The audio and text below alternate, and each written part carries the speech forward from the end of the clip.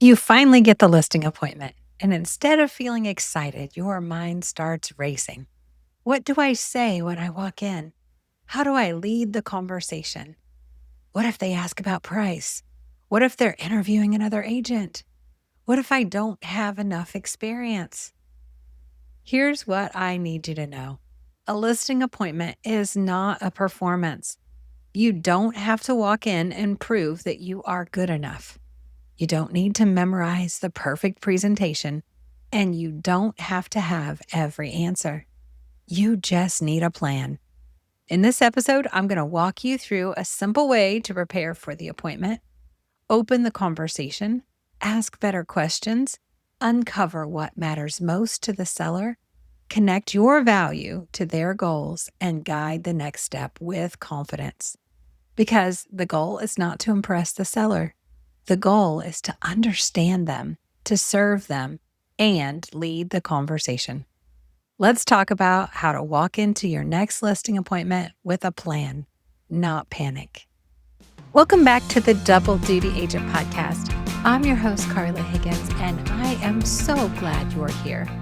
If you're listening from your car or on your lunch break, between appointments, or maybe while trying to squeeze in a little encouragement after a very full day, I want you to know something. You are exactly where you need to be. You do not have to have it all figured out. You do not have to do everything all at once. And you do not have to build your real estate business in a way that pulls you away from the life that you are working so hard to create. This podcast is your place to breathe, reset, and focus on what matters most. In season 3, we are getting focused for more clarity, more consistency, more income producing, and more confidence in what we are building. We will be talking about weekly intentions, consistent action, simple systems, support, adjustment, and the kind of momentum that is built one aligned step at a time. Because this is not about hustle. This is about building by design. Alignment gave us clarity. Now focus will help us turn that clarity into momentum. So let's dive in. Last week, we talked about asking for the appointment, and this week we are going to talk all about the listing appointment. So you got the listing appointment. Now what? What do you bring? What do you ask? When do you talk about price? How do you explain your value without sounding like you're reading from a presentation? And how do you end the appointment without saying, "Let me know what you decide"? In this episode, I am walking you through the listing appointment from beginning to end. We're going to talk about what to do before you arrive, how to open the conversation, the questions that help you understand what the seller really needs, and how to connect your value to their goals, and how to leave with a clear next step. Because a successful listing appointment is not about saying everything perfectly. It is about knowing how to lead. So now we always have to come back to the formula. We talked about conversations last week and asking for appointments because conversations, they lead to appointments. And appointments, they're going to lead to clients. Clients are going to lead to closings and closings to income. The listing appointment is where the seller conversation becomes a potential client relationship. The purpose is not to show up and just show the seller a presentation. The purpose is to understand why they are considering selling. Learn what matters to them the most. Help them understand their options. Explain the strategy that you recommend, and then show how your service supports their goals, and then guide them toward a decision. The listing appointment is not a presentation that you give to the seller. Now, you're going to have a seller packet, absolutely, a listing presentation packet that you can leave behind for them. But the conversation, the appointment itself, it is a decision-making conversation that you lead with the sellers. Now, so many times agents, they focus on the packet. And yeah, it's important to have the packet or slides or however you choose to do that. It's important to have that, both to leave behind for the seller and for you to reference throughout when you're answering questions or concerns that the seller might have. You also absolutely need to have your CMA, your comparative market analysis, because you need to be able to talk through the price with them.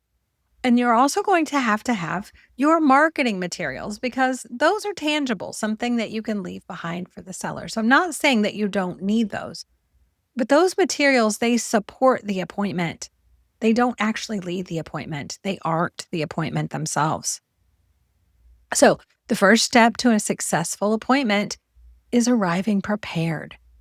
And what I mean by that is you need to confirm the appointment details, the date, the time, the location, who's going to be attending. If there are two people's names on the deed, then both people named on the deed need to be at the appointment. So who will be attending? Who is involved in the selling decision? Is there anyone else involved in the selling decision? Who might need to sign the documents? Maybe there is a POA or someone else that might need to sign the documents. And then before you arrive, ask the question, what does the seller most want to understand? What do they want most from your time together? It's good to know whether they've ever sold a home before. And it's really awesome to know what their general timing is. We don't have to have it down to the date, but kind of how quickly are they looking to move? Now, after you have these appointment details, then we need to research the property. We need to find out the property details, the tax and public records, any previous listing history, the neighborhood activity, recent comparable sales, the current competition, what other properties in the area are on the market, and any expired or withdrawn listings, if that's relevant. And then you need to prepare your materials. You are, again, going to be taking some things with you to help support the appointment, help support the conversation. So you want to make sure that you have your seller consultation or listing packet, the preliminary market information that you've pulled together, your CMA. You need a listing agreement and all the other required forms that you're going to need in order to list the home. The seller disclosures and any broker required materials, you need to have those. You need to have a kind of an idea of what questions you plan to ask, and we're going to talk about that here in just a little bit. And then you need a way to take notes. When you ask questions, you need to take notes. You need to write down their responses, and that shows that you're listening. Absolutely. Okay. So, and then you're going to have to prepare a preliminary pricing conversation, but avoid deciding on the strategy before you understand the seller and before you see the home. Because again, you don't know what the seller's motivation is, and their motivation can absolutely impact the pricing. So I always take my listing agreement in paper form, and it's mostly filled out, but I have not filled out the listing price, and I've not filled out anything else that I don't know. I'm not ever going to guess when I fill that out. Then we fill it out live at the appointment, and then they sign it with ink. They ink sign that first document. That's the way I do it. Some agents take their computer with them, and they have them electronically sign it, and they fill it out electronically. But you're going to take the listing agreement with you somehow and take a paper copy that you can leave behind with your seller, even though you're going to have to get them a fully signed copy in order to really be under contract. But they're going to have a copy of that when you leave. That's important. All right. So you're preparing enough to lead the conversation. Enough. You're just preparing enough so that you can lead the conversation. You're not trying to bury the seller in paperwork or prove your value through the thickness of your listing packet. That's not what we're doing here. All right. So before walking in, remind yourself, I'm here to understand what matters to them, to help them see their options, and to guide them to the next right step. Now, we've got to the appointment. We're going to break this down. The very first thing when we get to the appointment is to open the appointment and set the agenda.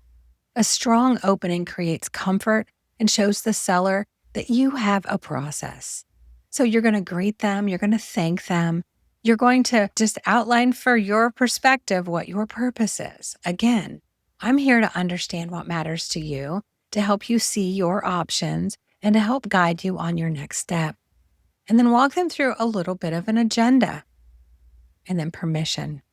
So here's a sample opening. Thank you for having me over today. I'm looking forward to seeing your home and learning more about what you're hoping to accomplish. My goal is to understand what matters to you most answer your questions, and take a look at the property. And then we can talk through the next best step and what that will look like. First, I'd like to hear what has you thinking about selling. Then we can talk about what would make this a successful experience for you. And then after that, we'll look at the home and talk through preparation, pricing, marketing, and next steps. How does that sound? Just a little walkthrough. All right. So, why this matters, setting the agenda. It's going to help the seller know what to expect. So that way they can be focused on the conversation at hand and not wondering when we're going to get to price. It positions you as the guide. It helps keep the conversation from becoming scattered. We don't want that. And it gives you a natural path to follow. It also makes the meeting feel collaborative, which is what it needs to feel. Now, the seller-centered question. What has you thinking about selling right now? We're going to move into that. Ask the question, what has you thinking of selling right now? And then listen. Don't rush into the CMA. Don't jump ahead to that. And even if they say, well, what are you thinking we can list it for? Say, we'll talk about that in just a little bit. But what I would really love to hear right now is what has you thinking about selling? We have to keep control of the conversation, right? All right. So after we've got this answer, I want to remind you this. I tell my coaching clients this all the time. You have one mouth and two ears. That means that you should be talking half as much as you are listening. So you're asking, what has you thinking about selling right now? And then be quiet. Listen. Don't think about the next step. Think about what they are saying. Listen intently. And then maybe even ask a follow-up question. Tell me a little bit more about that. It's a very good follow-up question to whatever it is their answer is. Listen, this is important. You're going to need this information later when you need to motivate them. You're going to need this information later when you need to have a conversation with them about an offer that has come in. And you may need this information later. You may need this information later if you have to have a price improvement conversation. So this is super important information. It's also going to help you start hearing what's important to them so that when you tell them about your value, you know what's important to them. If they are in a hurry, then your part of your value is that you can move this along quickly. And if they're not in a hurry and they're really concerned about the price they're going to get, then you will know that. That's important information to have. All right. So part 3. Now we're going to explore their motivation, their timing, and their concerns in more detail because they've already given you a little bit. This is where we're going to go a little bit deeper. What started the conversation about selling? What would make this move worth it for you? What are you hoping this move creates in your life? And where are you hoping to go next? Some of these they may have already answered, but if not, this is how you go deeper. Their timing. Ideally, when would you like to be moved by? Is anything driving that timeline? How flexible are you on timing? And what happens if the timing changes? Concerns. What concerns you most about selling? What feels most overwhelming?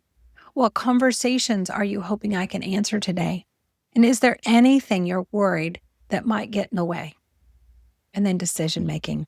We've already got a little bit of this information on the front end, but again, confirm or ask again, who else is part of making this decision?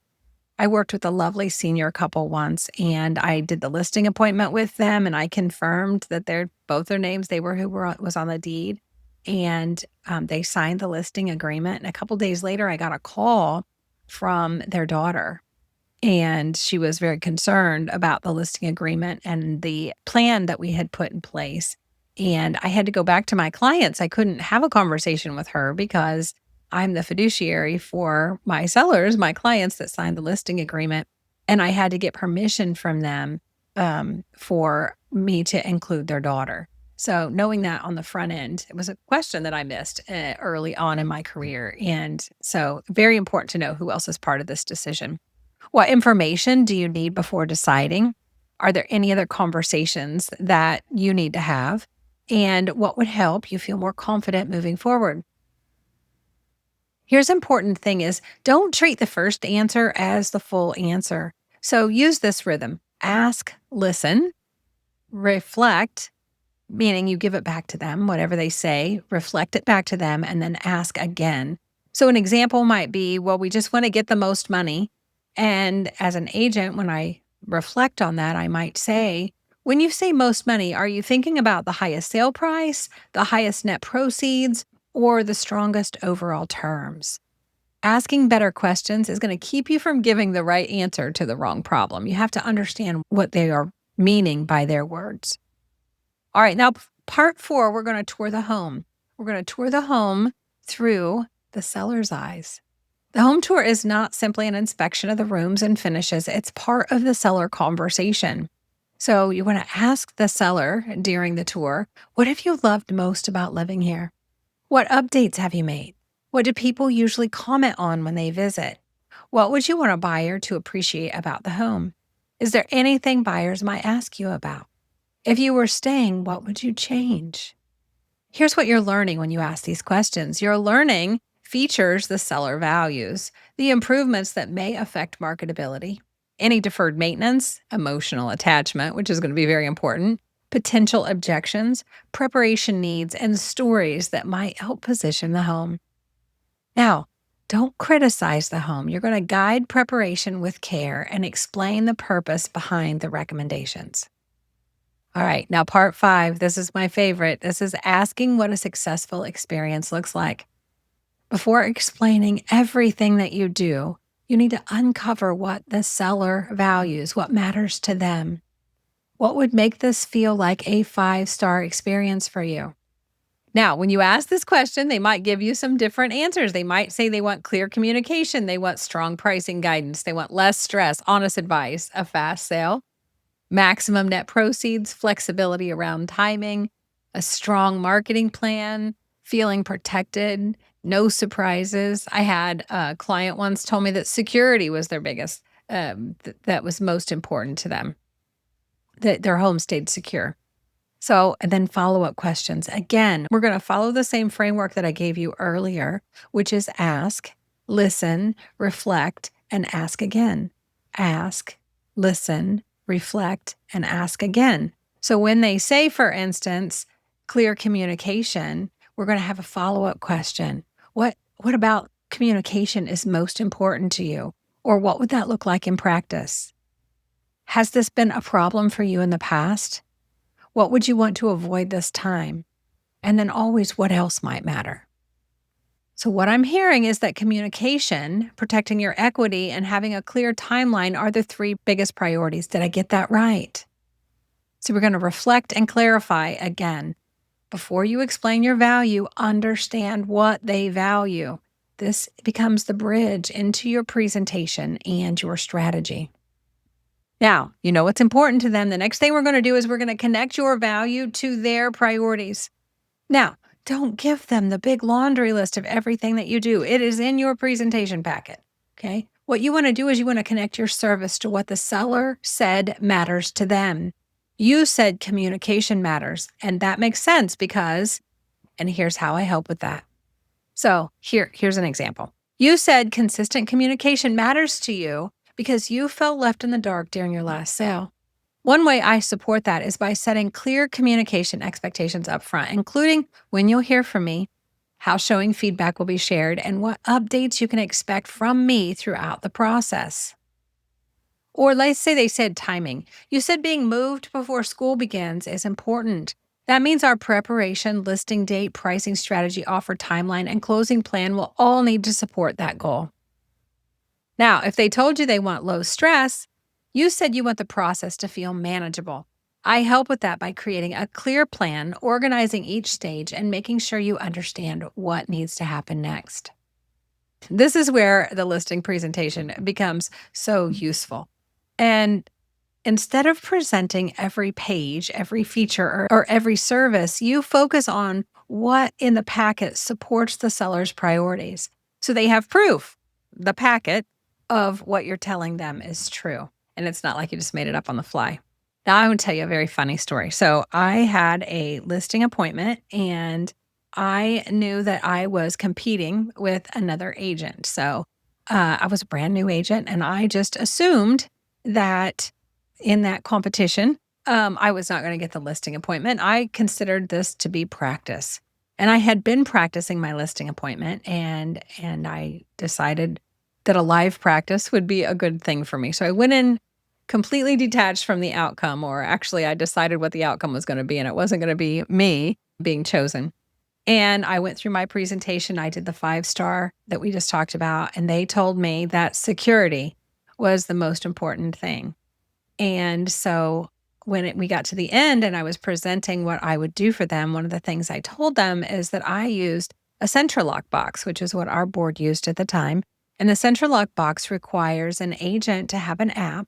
And only when they have an authorized showing will the app allow them to open the lockbox, and only for the time that they are provided for. And I explained to them, so this way they don't go up and put a combination in and their client is looking over their shoulder seeing the combination, and then they can come back and put the combination in and access the house. And they were like, "Oh, okay, thank you. That sounds like great." And so went on to my presentation, finished up. They were going to talk to another agent and they were going to get back to me. And I left fully expecting that they were going to be working with the other agent, like I mentioned. And the next day I got a call and they told me that they were ready to move forward with me. And I was stunned. And when I asked them why they had chosen me, they told me it was because I was going to keep their home safe with my lockbox. Now that lockbox is the lockbox that we used at our board, and I'm fairly certain the other agent probably used that lockbox too. But the other agent didn't ask the question what was important to them. So the other agent didn't tell them that they used that lockbox. And in the end, I got the listing because I asked the questions, I found out what was important to them, and I connected my value to what was important to them. All right, now after you've got to this point, this makes discussing the preparation of the home for a listing, your pricing, your market strategy. This makes this so much easier because you now understand the seller. Now you get to move into your recommendations. And this is where you can discuss any repairs or improvements, any cleaning, decluttering, staging, or just presentation things that you need to have a conversation around. You can talk about listing photos and what that's going to look like. You could talk about the seller disclosures that they need to complete, and what it's going to mean for to have the house ready for showings, and the timing for when we're going to list and what the showing schedule is going to look like. We're going to go through all of those things. Then after we've nailed those things down, now we can start talking about pricing. And instead of you just laying out your CMA and telling them what you're thinking, start with asking them questions. Again, this is going to make the conversation go so much easier for you. So ask, what price did you have in mind? How did you arrive at that number? What would make the sale feel like a financial win? Are you most focused on price, on net proceeds, or on timing, or on terms? What matters more to you? And how open are you to adjusting if the market responds differently than expected? Then you can connect your recommendation to their goals. Do you see why this is so important? So you said your timeline matters because you need to be moved by August. That means our pricing strategy should support both buyer activity and a dependable path to that closing date. Now, after we've talked through any recommendations to get the home ready and all of the other decisions around preparation, and then we've talked about pricing, and now we're going to talk about marketing. So you can talk about how your home will be positioned and presented and launched and exposed to buyers. And this is where you're going to talk even more about the showings and open houses and how you're going to keep it secure and safe, and also about the feedback and what that feedback is going to look like when it comes back in. Marketing is not simply just a list of the websites and activities that you're going to do. You need to explain how the strategy supports whatever they told you their desired outcome was. Always connect it back to what the seller wanted. And then we're going to wrap up with representation and compensation. Now, you're going to explain your representation and compensation using your broker-approved language, all of your state-approved forms, your brokerage policies, your local and state requirements, your applicable MLS rules, and always being clear that compensation is negotiated between the broker and the client, or between you and the client, that it's a negotiated price. Your value conversation should have happened throughout the appointment, not only when the seller asks about your fee. By the time you discuss compensation, the seller should understand how your guidance, strategy, communication, preparation, marketing, negotiation, and follow through all connect to their goals. If you haven't done this and you haven't had a class in your market center, please be sure to meet with your market center leadership, your brokerage, your managing broker, someone before your very first listing appointment. Make sure you understand the required forms, the approved explanations, the compensation language, your buyer broker compensation questions, any local requirements, and what you should avoid saying. Super important. And that is a conversation to be had, not here on the podcast, but between you and your managing broker. All right. So, a successful appointment, it needs a clear ending. So if they're ready, you just say, based on what you've shared and the strategy we've discussed, it sounds like you'd be ready to move forward. The next step is for us to review the listing agreement and the required forms together so you understand what you're signing and what happens next. And then after they sign, you still need to have the next step. You need to confirm the listing plan, the target listing date, the preparation task that you recommended, the day for the photos, the disclosures that they need to fill out, the showing plan, communication expectations, your pricing strategy, what the seller's going to do, what you will do next, and when is your next conversation with them. Now, if they're not ready, don't say, okay, let me know. Ask the question, what do you still need to know to feel confident moving forward? Or what part of the decision still feels unclear? And if they absolutely need a little more time, be sure to agree on the specific next step. Is it a follow-up call? Is it a second appointment? Is it updated pricing information? Is it time to review the forms? Maybe they have to have their attorney review them. Is it a conversation with another decision maker? Or whatever that might be. And be sure that you set a specific date and time for the reconnect when you're going to reconnect with them. Your goal is to get a signed agreement and a listing plan. And if that doesn't happen, you have to leave with a clear, agreed upon next step. This isn't about pressure. You are just guiding them. You're guiding them through the process. They need that guidance. That's why they had the appointment with you in the first place. So, a successful listing appointment, it has a clear path. You prepare before you arrive. You set the agenda. You begin with the seller. You understand their motivation, their timing, their concerns, and their priorities. You tour the home through their eyes. You ask what a 5-star experience looks like for them. You connect your value to what they say matters. You recommend a strategy that supports their goals. You explain representation and compensation using your broker-approved guidance. And then you guide the decision and the next step. Remember, you don't need to say everything. You need to understand what matters and provide clear guidance and lead the conversation. So that is your listing presentation. And next week, we're going to break down your buyer strategy session. So until then, go practice your listing appointments. Before we wrap up, let's bring this back to focus. Take a deep breath and check in with yourself. What did you hear today that you need to carry with you? Where is your attention being pulled away from what matters most? And what is one aligned next step that you can take this week to move forward with focus and intention? Because this podcast is not just about gathering information. It's about helping you build momentum in your real estate business, one intentional action at a time. And I want you to know you do not have to build this alone. If you're ready for more support, head over to doubledutypodcast.com. That's where you can join the Double Duty community. You can subscribe to the Double Duty download newsletter, and you can find resources designed to help you turn limited time into focused, income-producing action. If this episode helped you, I would be so grateful if you would please leave a 5-star review. It helps other agents find the podcast, and it lets me know that what we're creating together is making an impact for you. And if there's an agent in your world who needs this message today, please share this episode with them. That is how we grow this community. one conversation, one connection, and one agent at a time. Thank you so much for spending this time with me. I am so grateful for you. Keep growing, keep building, and keep getting focused for more. Double duty by design, your design.